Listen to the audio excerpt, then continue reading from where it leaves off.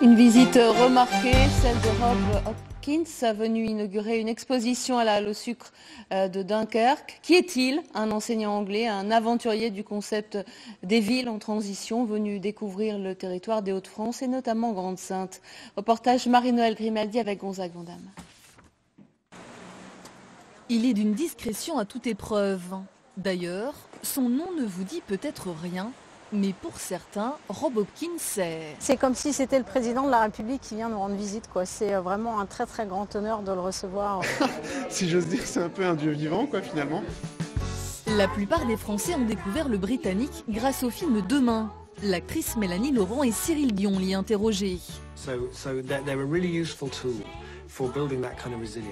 Car Rob Hopkins a initié dès 2005 le mouvement international des villes en transition, aujourd'hui repris dans une cinquantaine de pays. On a divisé par 4 les factures énergétiques des habitants grâce à cette réhabilitation.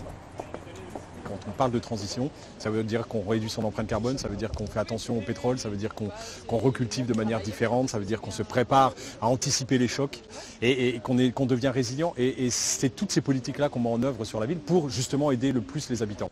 Rob Hopkins a donc fait le tour de ses initiatives à Grande-Synthe. Bâtiments basse consommation, lieu d'échange de services et de biens ou associations.